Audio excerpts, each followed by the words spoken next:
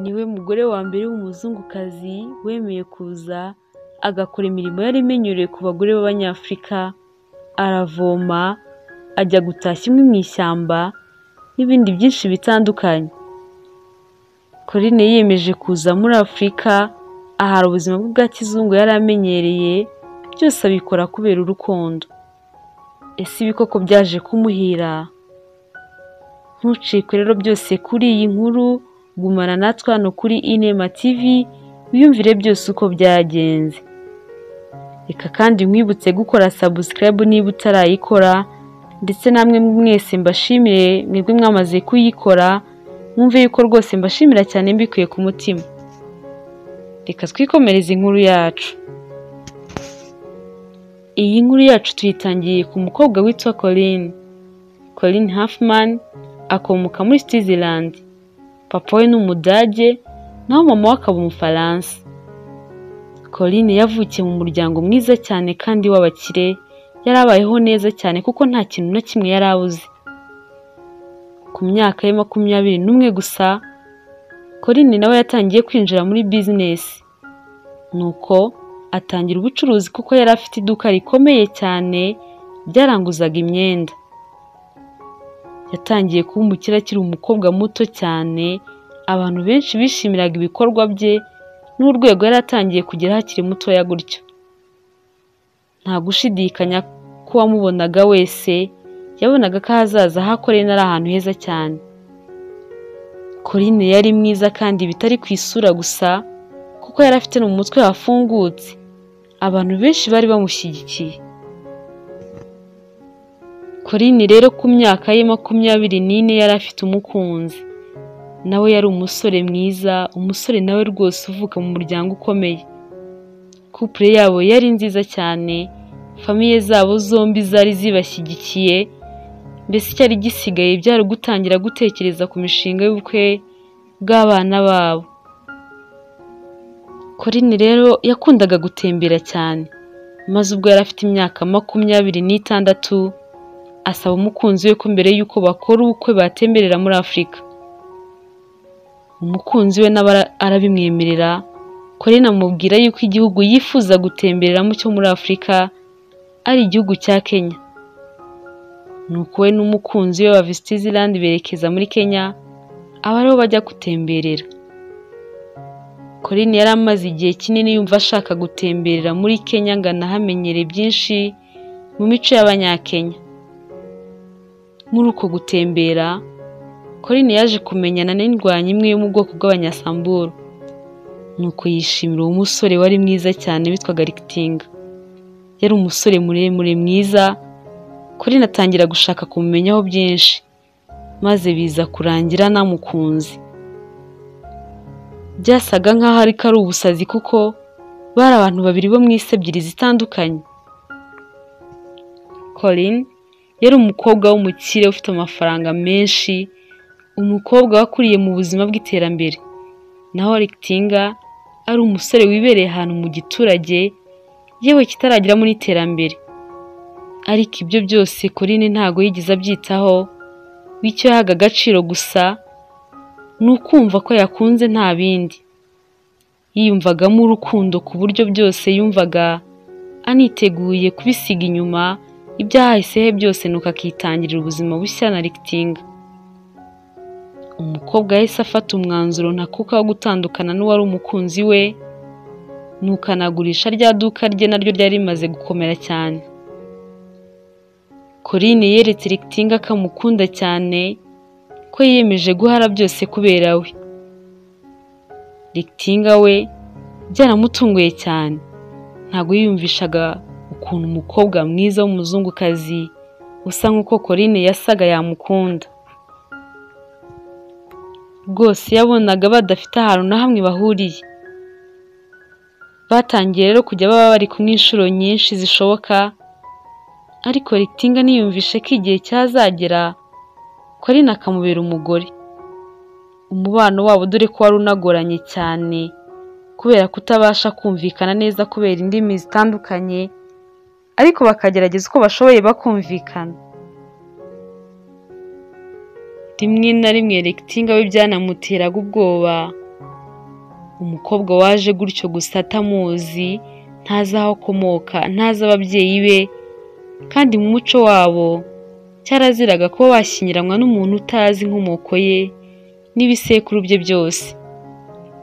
Corinne ariko ntako atagize ngo yumvishe abo mu muryango w'umusore ko batagomba kumwishisha, ko batagomba kumushidikanyaho, ko nta kindi kimubesheje aho usibye gusa kuba akunda umuhungu wabo. Igihe cyarageze abo mu muryango w'umusore baza kubyemera, ndetse ku mugaragaro baza no gushyingiranwa hakurikijwe imigenzo y'Abanyasamburu uko yari isanzwe igenda. Kuva rero Corinne yashyingirwa muri iyo miryango y'Abanyasamburu, yagombaga kwiyibagiza imico yose y'iterambere yari asanzwe amenyereye, nuko imico ye akayisanisha n'iy'abandi yari asanze aho muri icyo giturage. We n'umugabo we babanaga mu kazu gatoya rwose kanasakaje ibyatsi nk'uko izindi nzu z'aho ngaho zose zari zimeze muri icyo gihe. Nta muriro w'amashanyarazi bari bafite, nta mazi mu rugo, nta bwogero n'ubwiherero byo mu nzu bagiraga. Ubuzima bwe bwose bwasaga nk'aho buhindutse. Ni byinshi byagombaga guhinduka muri icyo gihe.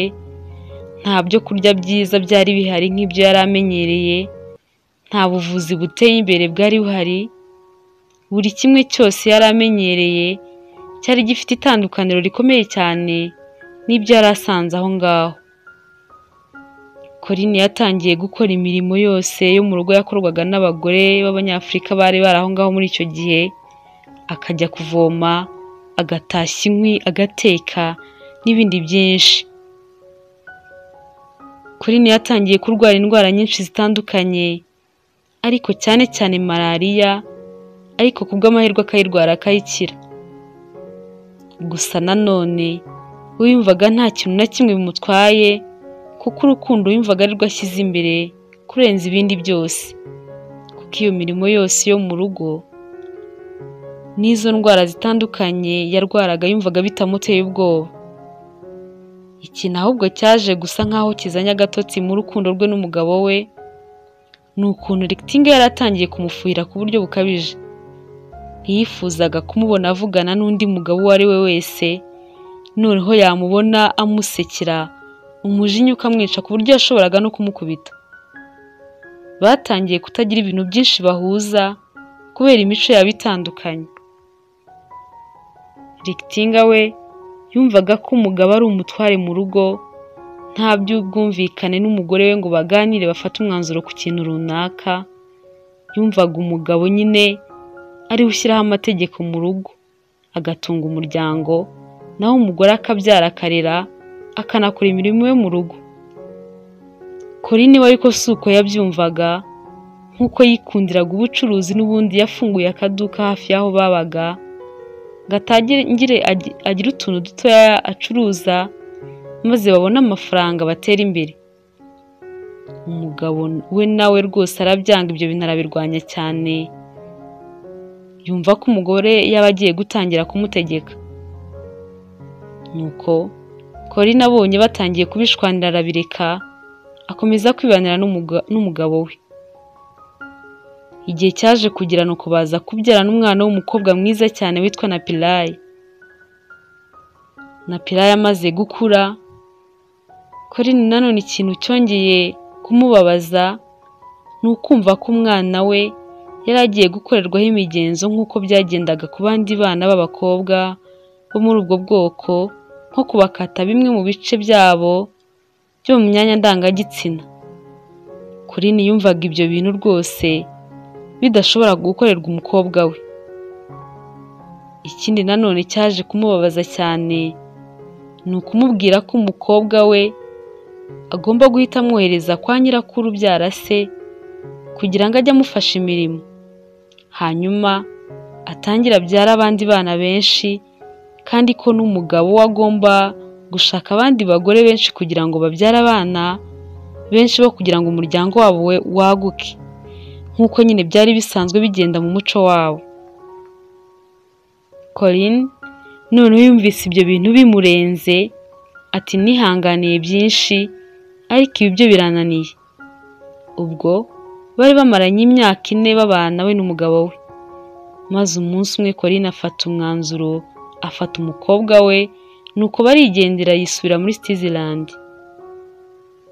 Ibyo byose hashize imyaka igera kuri 36 bibaye, kuko ubu Corinne afite imyaka 63, naho umukobwa we na Pilar afite imyaka 35, akaba ari umukobwa mwiza cyane. Gusa ubwo na Pilar yari afite imyaka 20, nibwo yemerewe gusura papa we. Mama we yagira ngo azatangire kumusura yarakuze, kuko yatinyaga ko se ashobora kwishimira kugumana n'umukobwa we maze ntamwemerere gusubira kwa nyina. Iyi nkuru yabo yatangiye kumenyekana cyane mu mwaka w'1998, ubwo Corinne yandikaga igitabo kivuga ku rukundo rwe n'indwanyi y'umunyasamburu cyitwa White Masai. Ni igitabo cyakunzwe ku buryo cyaje no guhindurwa mu ndimi zirenga 30, nuko kiza no gukorwamo filime nayo yitwa White Masai, nayo iza gukundwa cyane. Uko byagendekeye Corinne wari waje yiyemeje agasiga byose kubera urukundo, ariko imico yabo yaje asanga ikamubera ihurizo, nuko akifatira umwanzuro wo kwisubirira iwabo. Ese wowe urukundo n'umuco ubihuza uti? Ubona ari ibintu byoroshye cyane ngo abantu babane, bumvikane, bahuze kandi bafite imico itandukanye? Tubwire muri comment uko ubyumva. Ndabashimiye rero cyane ko mwabanye natwe mugakurikirana inkuru yacu, naho ubutaha mu zindi nkuru. Imana ibarinde.